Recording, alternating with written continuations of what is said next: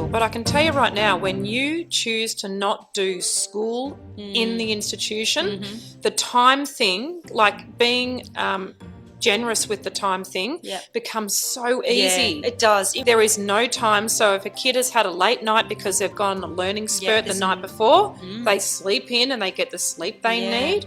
And, you know, we start letting go of that need to have things ticked off by the end of the day, by the end of the week, by the end of the month, by the end of the term, by the end of the year. And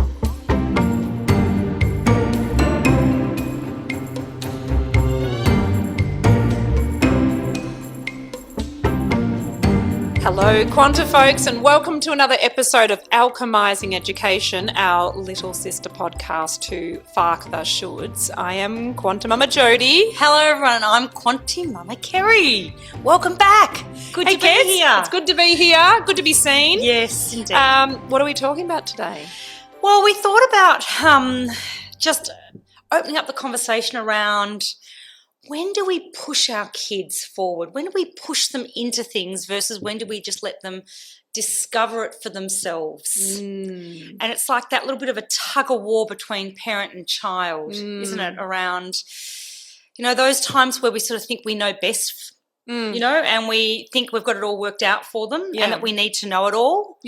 Versus giving them the experience to just work it out for themselves. This feels like almost a postgraduate subject for parents, because I think what you have to do firstly is work out whether you've been putting your agenda onto your children in the first place. Absolutely. So once you start noticing that and giving them a voice and going, they actually want to do something different to what I actually thought they were going to do or what I want them to do, then there's that process of letting go and watching how that unfolds.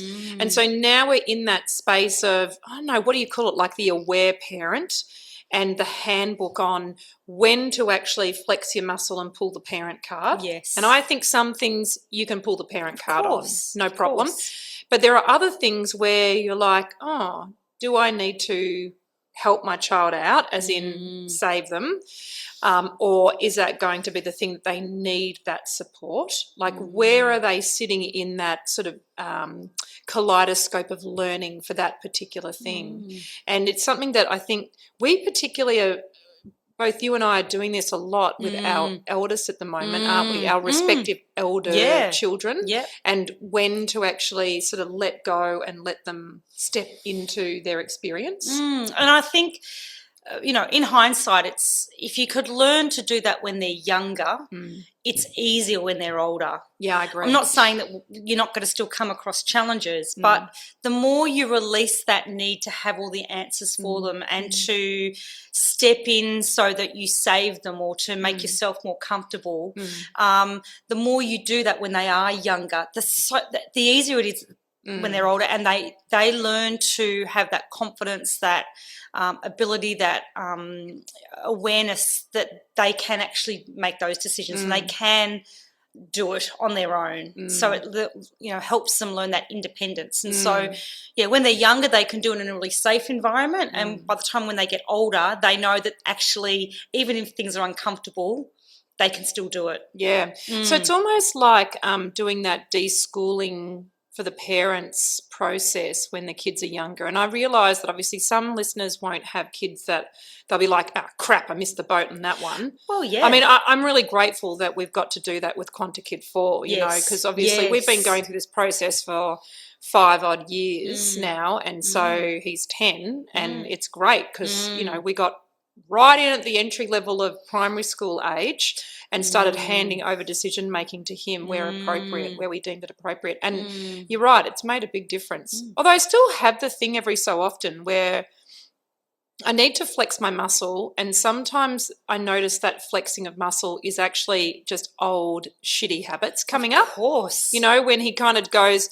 I don't want to do that. And I'm like, no, you're bloody doing it. Yeah. But my way of communicating that to him is a little bit low vibe. I kind of end up trying to do that coercion and just being the stronger of the two. And it doesn't work because that kid is just He's got a refreshing personality is how we call it. He's been here to teach you some new lessons. Something like that. I still give it a 1-star review sometimes. Oh, don't we all at times? Absolutely.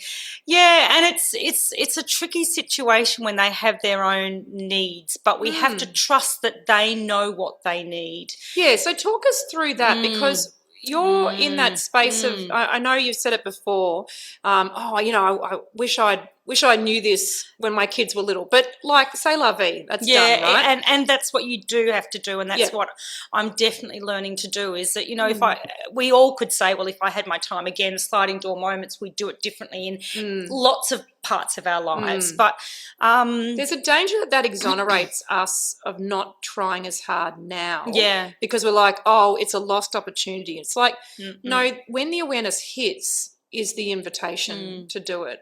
So what's that like for you, given, if you had a do-over, maybe you do some things differently, but you are in the situation you're in. What's that like for you now as you navigate it with, adult children? Yeah, it is. It's really interesting. I think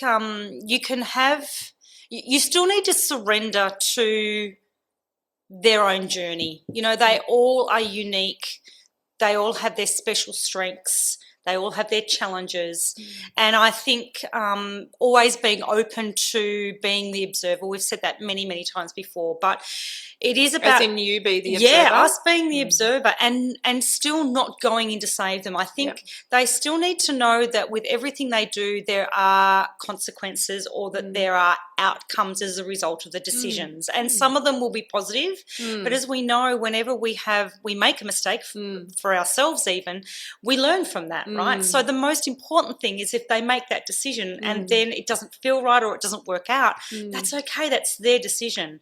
So, yeah, it's still a bit tricky because we have our own programs, we have our own expectations. And I think what I've learned is that if we put those expectations on our children and they're our expectations, then we're taking it away from them to learn for themselves what feels right for them and what doesn't feel right for them. Yeah, I agree wholeheartedly. I think there's way too much of this trying to give your kids a better childhood and then an introduction into adulthood in this sense of, well, our parents did that for us and so we want to do that for our kids. But it tends to then fall into this space where you start trying to exert your preferences over their life choices. Absolutely. And that doesn't work. It does not work. It does not work. It does not work because then that just builds it builds resentment for people. They kind of go, well, you forced me into this and I made a decision that you said was,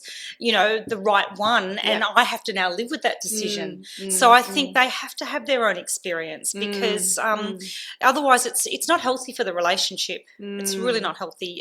But it's hard because... Well, it's not good for the adult anyway, as in the parent adult in that sense. But it's definitely not good for you because I think that within that there's I don't know if it's an ego thing, but it's certainly a sense of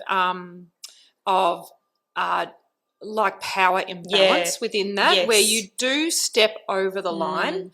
And maybe we've had friends where we've been concerned about whatever choices they're making and we've found out what that's like to step over the line and give unsolicited advice and those kind of things that can come back to bite you on the ass. But with friends you're like, oh well, that friendship wasn't meant to continue on. But with our children we expect that relationship to continue. Yeah, and to be long lasting. So, yeah, that's exactly right. I think we just have to that stepping back and letting them discover it for themselves, even if it's something that you don't agree. I find myself still biting my tongue a lot over certain things, kind of going, oh, that's not what I would do. But I feel like I am surrendering more and more to letting them have their own experience. Yeah. Even if it wouldn't be what I do. Yeah. But just knowing that they have to figure it out their way. Yeah. So even if I'm watching and I think, gosh, is there self-sabotage involved in that decision making? And gee, that so as in they're making a decision that actually is causing harm to themselves. Yeah, or is not good. Yes, correct. Or doesn't seem to be going in a direction that's actually going to be a positive outcome or lead them to the next sort of stage of their journey, you kind of go, they've still got to be able to do it their way. As my daughter will often say, you know, we will figure it out on our own way, and people figure it out eventually. Yeah. So, I mean, they she's do, to be honest. They do. Yeah. And she's an experiential learner. Yeah. And she does not want us to get involved in her decision-making. And so I've learnt, and through a lot of admiration and looking at her with a lot of, you know, going, gosh, where's that strength coming from? Where she's very determined in her own way. Just so you know, so everyone She's knows, I'm pointing at you, right? Because that's where the strength comes from. Yeah, it's interesting, isn't it? You know, they didn't pick it up on the footpath where someone had just casually dropped it. Like, you know, it's in there. That's an observed manifestation of the beautiful humans that she lives with.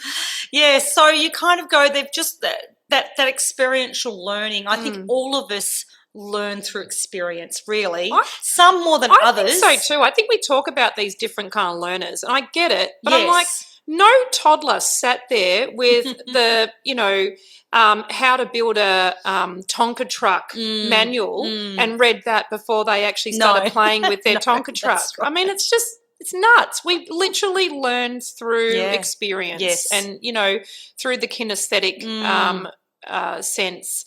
So it's interesting when you talk about that, because I was going to ask you, what do you think is your number one thing that you make a choice on? And it sounds like it's that choice to have surrender in that situation. Absolutely. I think surrender, I'm still really learning trust. That fact of just they tend to go together, but it's hard. It is hard, trusting that they will work it out. And I think that's being demonstrated a lot over the years anyway, that when I have surrendered and just trusted that things will work out, they kind of have. Yeah. So it's just, again, that muscle that we learn to use and we sort of have that so-called faith in. Which I think shows a lot of strength. You might not think that, but I think it's far easier to meddle. Because it certainly, you know, it sates the need to have an impact in some way, and rarely do we accept responsibility when our meddling actually makes a bit of a mess of things. True. So, you know, we tend to convince ourselves that we were doing it for the right reasons, but we don't do a lot of that self-reflection of, if I had have just observed, as you say, and surrendered to the process, how would that outcome have been different, right? But more than that, also the outcome that you've got with your child too, because every time you meddle, you mess around with that relationship. And so it is a matter of working out when to go and when to not go. Absolutely. And I think to inquire with them around what they're doing gently, obviously still timing it. That's one of my biggest things, is to time those sort of conversations in a way that they're ready to talk about it. But to really just inquire around where their decision making is coming from or why they're doing something, so that then you can understand them better. And I think that's something that we don't do well enough as parents. I know I'm the curious one and ask probably at times too many questions. So for me, timing it when it's going to be received is important, but really just understanding where they're coming from, so that then you can support them in their own decision making, because it's all about giving them or helping them find their empowerment around things. And if they don't ever learn to make those decisions or learn through their decision making what the outcome could be or is and the risks that are associated with it, then they never learn to do it. So it's about that empowerment and really just tuning into what it is that they think is right for them, and then ask a few questions and leave it with them. You know, it's like, I mean, I think that there's power in the check back in as well, because I think sometimes it's actually just about, kids don't want you to live their life for them, certainly not once they've had their appetite whet with living their own life, Yeah. which sounds ridiculous, but it's absurd how many parents there are that are driving their kids, you know, to hither and thither so they can have all these experiences and all these opportunities. And I'm using, you know, talking marks because they're not. They're actually just really busy doing shit. Yes. And sometimes they're doing shit they don't want to do. Absolutely. Like how many kids you talk to have got extracurricular activities every night of the week or, you know, 3 or 4 nights of the week, right? And they don't ever get consulted about, is this working for you? We just make a commitment for them and they just have to keep going. And no one's asking them, hey, is this working for you? What are you getting out of it? Would you like to do more of it? There's a lack of autonomy within that, which is a shame. And consent. Yeah. Wow. You know, so there's this element of we're scheduling them because often we're the parents who are in that role of being able to schedule them. Yeah. And we have this perspective that we want them to try everything while they can. Yeah. And so we schedule them to the eyeballs and they're absolutely exhausted by the end of the week and we wonder about why their behaviour's so poor. But when they're so scheduled, they don't get a chance to even check in with themselves around it. Are they enjoying it? Yeah. Do they like it? Yeah. Would they prefer a different thing? They don't get a choice in that. So you're kind of going that element of just checking in and getting their consent over certain things and allowing them to have time to even reflect on the activities. I mean, imagine being so heavily scheduled that you don't even have a chance to think about what you've just done. You're just on to the next thing. You're home, you're into bed, next day, back to school, whatever it might be, whatever the activities are.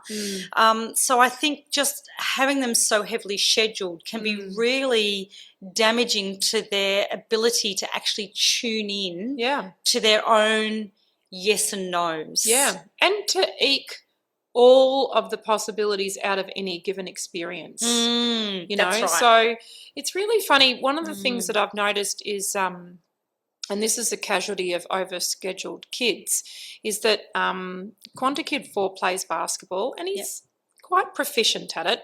Clearly that's from McGill's side. And so what's happened organically is they don't do any training now as a little team. I mean, they're only young, right? Yeah. So I think kind of training falls into the homework thing sometimes and kids don't want to do it. But these other kids that he's in his team with all have other commitments. And so naturally the parents are gone, look, there's too much going on. So I support that, right? But what's really interesting is that the knock-on effect of that choice that's been made, and again, I don't know if the kids made that choice or if the parents did, because the parents are parents of 10-year-olds, you know, so generally speaking, those parents are making decisions based on what they think is the best outcome for their children. And what's happened is that the team synergy and cohesion has started dropping because they don't see each other very much. So they're not getting an opportunity just to play and have fun. And engage with engage in each other without the pressure of a game. Yeah. And they're losing that connection. So something that McGill and I have been noticing is our frustration about that. And so we've had to check that at the door because, in fact, that's our preference that he has that. And so we're assuming based on that outcome, they'd probably be a more cohesive team and they'd, you know, have a better outcome with winning. But maybe the whole point is they're meant to actually just bash around the court once a week, lose to whatever team they're playing with. I mean, they're actually a good little team. And the winning and losing thing is neither here nor there anyway. We're talking under 12s basketball, for God's sakes.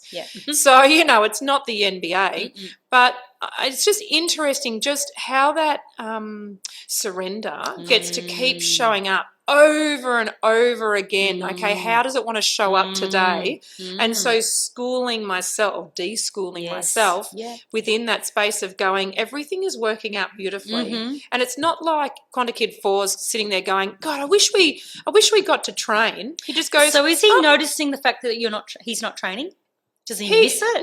No. So the thing is about kids is they alchemize to their situation really fast. So he doesn't hang on to that stuff, you know.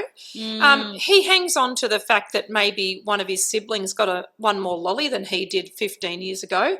But but that's lollies and it's a different category. But these things, these kids Yes. actually don't hang on to stuff. And so you realise as parents we turn into the proverbial elephant where we Yes. tend to have a long memory around these things, and we tend to inflate or conflate whatever situation is happening for our kid and find a frustration within that. But in fact, if you practice surrender Yes. and you go, okay, this is just happening the way it's happening. And to be honest, when you look at it from a different perspective, I'm like, well, my kid's homeschooled and these kids are all at school. So my kid literally could go and practice basketball if he was really serious about it. That's right. And he chooses not to. So he's given an opportunity and he chooses not to, right? Right, yeah. But when he connects with, because I think one or two of those kids, not knowing everyone in his team, he could see through the homeschool community. Are any of them? None. No, I was going to say, because he could practice when he wants to with those kids, or if there's ever an opportunity anyway, they'll just find it, won't they? They'll kind of go, hey, I'm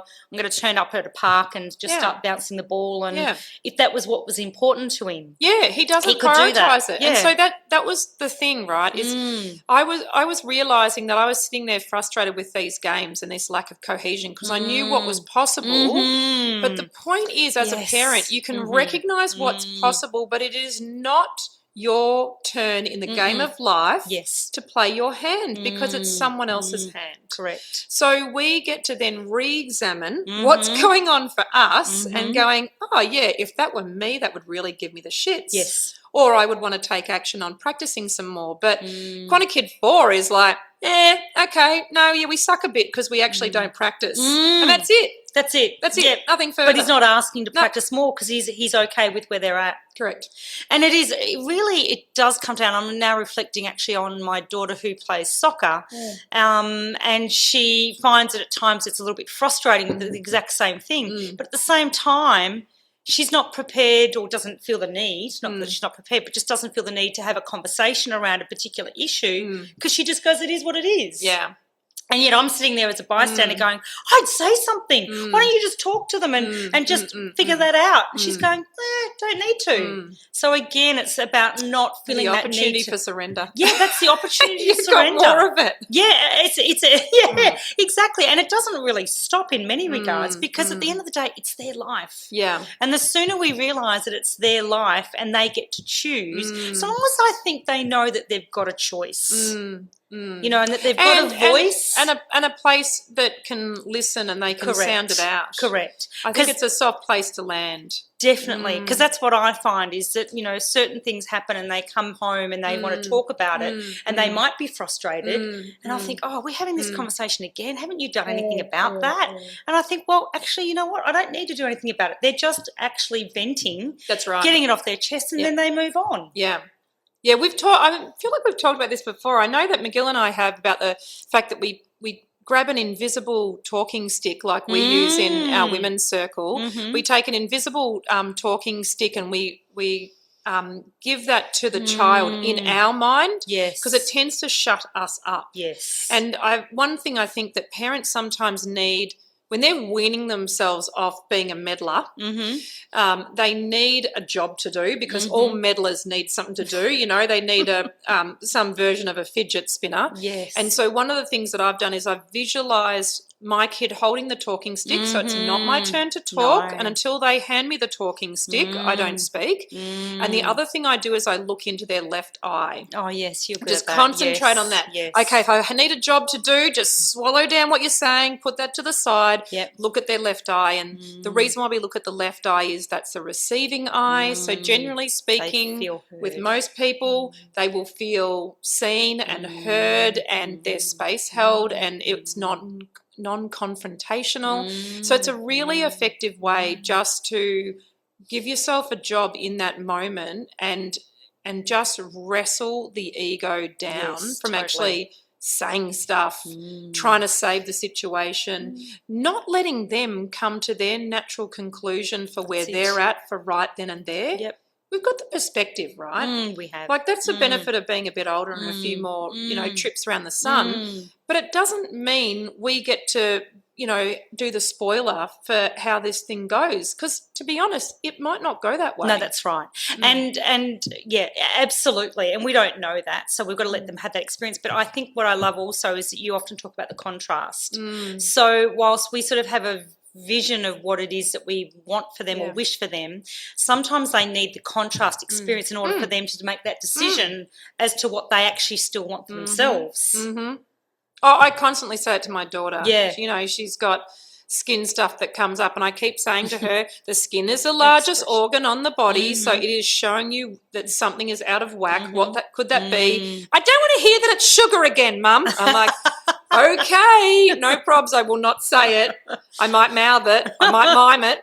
But my point is that, she gets to have that contrast. Yes. And so the language around it is about empowering her to go, hey, when you eat, 20 tablespoons of sugar per day, and that creates an imbalance in your body, it will show up, right? It has to express. That's right. So this is the blessing of your beautiful skin, bringing your attention to the fact that it doesn't like the fuel you're giving it, right? Or maybe there's a bit of stress in there or whatever it might be. But then she gets to decide how she deals with that. And she goes through fits and spurts of eating better. But we all know the white stuff is beautifully addictive. Oh, it's an amazing stuff, isn't it? Oh, so it good. makes us feel good temporarily. That's right. Obviously not talking about cocaine. We're No, talking about definitely sugar.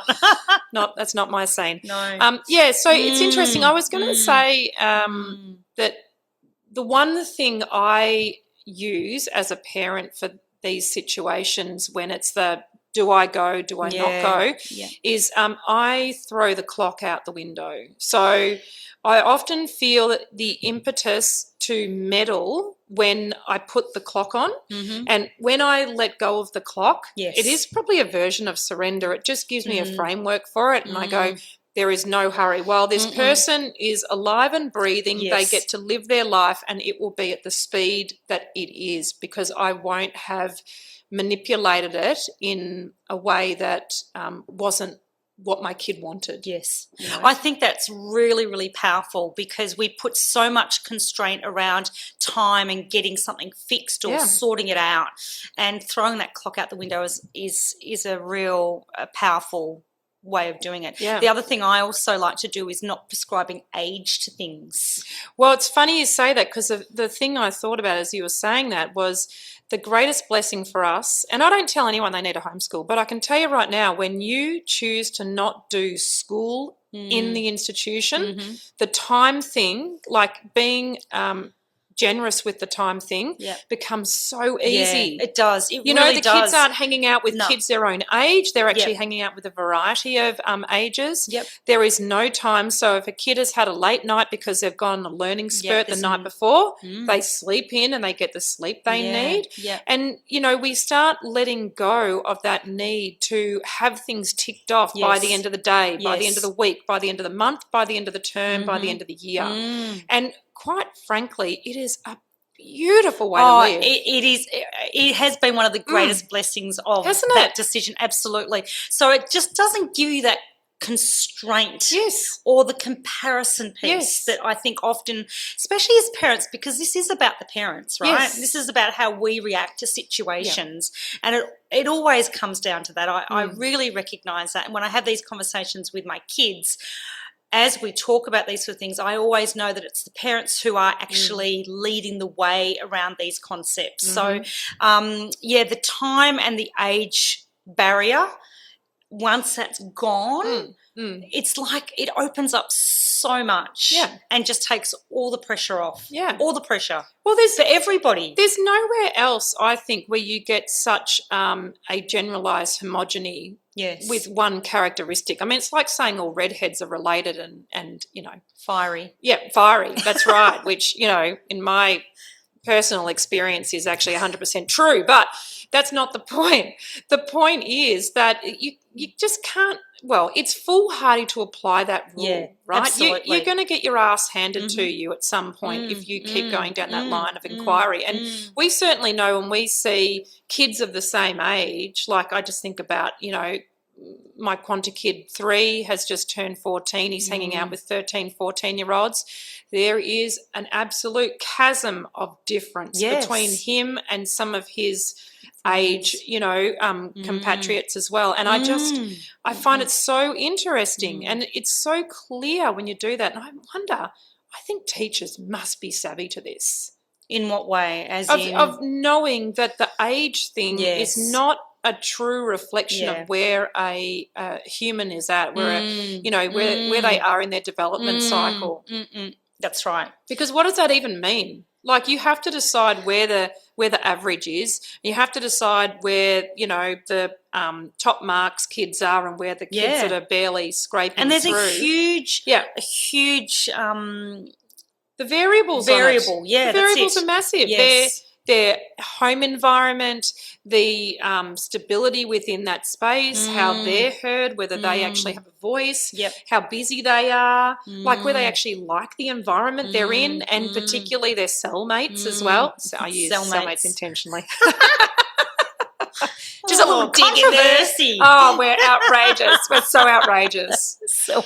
Oh, my goodness. But, I think it is important, and this is where I think when everyone is in a learning system where it's all age-based, obviously I've got kids sort of who are now out of that age, educational age arena, but I had that concept that my kids would all be out at the age of 18. I just sort of thought that, well, in my family, we all got up and out by 18. Like, nobody stayed at home. Yeah. And I just sort of thought that same thing would happen. Now, there's a variety of reasons, and it does look very different within my family now. Yeah. But you kind of go, if I'd applied that rule of, okay, they're 18, off you go, get out of here, it may not serve all of them. Like, one might thrive, but one may not. And so I think treating everybody as that individual rather than just a cross blanket, everyone gets treated the same. Yeah. This is what I think we've managed to do, is to start looking at them as individuals. Yes, and what the individual needs. And what the individual actually needs. And by letting them have a say, and by hearing what their needs are, and by understanding what's driving them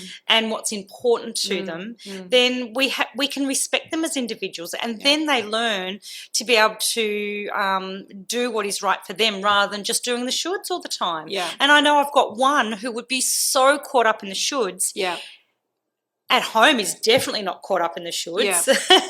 Yeah. But that's a good thing. Yeah, that's right. In the big picture, in the long term. It becomes a safe space to actually flex that muscle. And to start understanding, as they've said to me before, they did everything they could at school when they were at school, and they took advantage of all the opportunities. And when I've asked them about it, saying, well, do you think that worked for you? And the question was, well, some of the things I liked and some of them I didn't. But what I didn't learn to do was to say, actually, I don't want to do that. Yeah. I did all of it because I thought I should do it all. Yeah.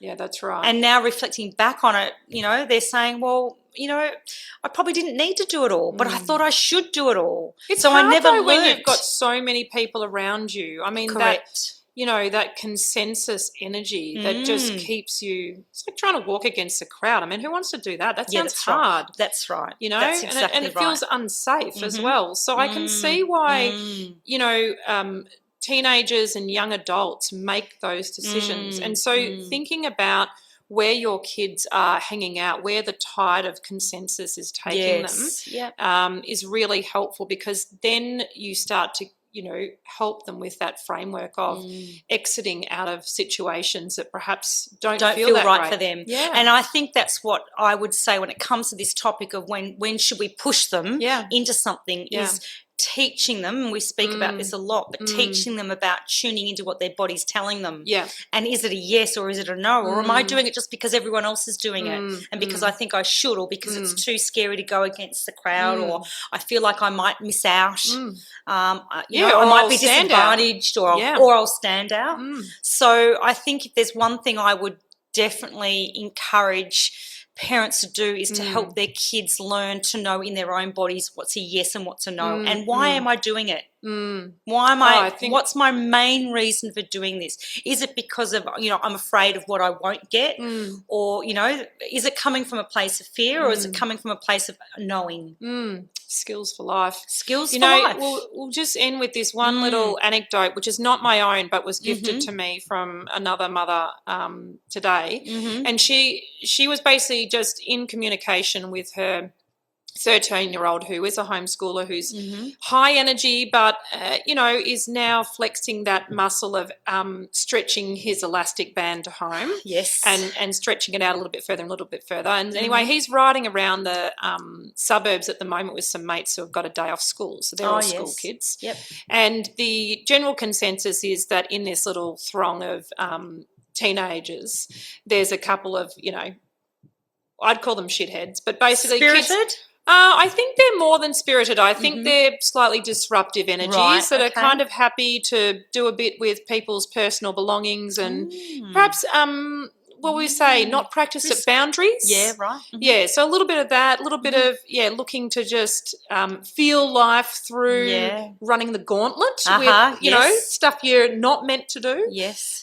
Which could be a should as well. Yep. Anyway, the beautiful part of this little story was that this dear friend of ours, she's clocked it, right? Yep. And she's on the phone to him and she's going, listen, if they're getting up to stuff and you are not comfortable being there, you feel free to use me as an excuse. So you say, listen, fellas, I'm out because if mum gets wind of this, I'm going to be shut down big time and you be categorical. And she's like, you can absolutely use me as an excuse. Yes, I love that. I just think this is where we can show up as an ally and be the bad guy with your kids. But the difference is that instead of actually threatening them with this coercive parenting, you've actually created a safe space for them to land where they're in on it. So they're kind of part of it because they know that the long game is, hey, I keep this conversation going with mum and I get to keep stretching my elastic band at home. Yep. So I just loved it, and it's one that we've used as well. But it was just such perfect timing. And so if there's a way that you want to encourage your kids and also encourage yourself to have the experience of when to help and when to sit on your hands, then playing around with that, but also having a conversation, just having more conversation with your kids. Absolutely. And it is about showing them trust, that you trust that they will want to do what feels right for them, even if it's really tricky in that situation. Yeah. And definitely, using you as the scapegoat or as the big bad meanie, I think is a really... It helps give them credibility in front of their friends, which is what they kind of really need, a little bit of that. Yeah, I think so. When you're up against, trying to figure all that out. Yeah, you might want to say, oh, my mum's such a drag. But really, on the inside, your mum's there for you. Correct. She's got you covered. She's got your back.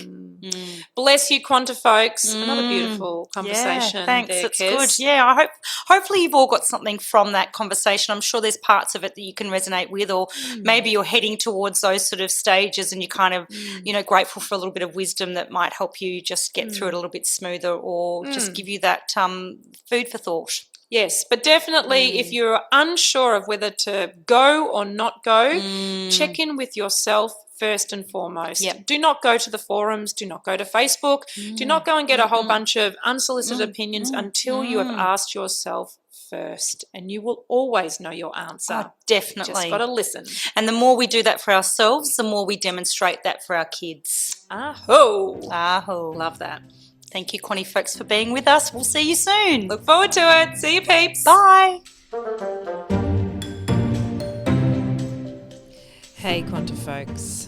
The conversations that we have about alchemising education are underpinned by our amazing Take the Leap course for parents, which is all about deschooling the parents. If you're keen to deep dive more, then check out the QuantiMama.com website and find the Take the Leap course. This course is beautiful because it will give you an opportunity to examine where your programs are, where you're creating limiting beliefs and expectations for your child, and it ultimately frees you to be the best advocate for your child that you can be, and that's all of us can ever want for our children, just to love, nurture and watch them become the most incredible individuals that we already know them to be. So more info, head to QuantiMama.com.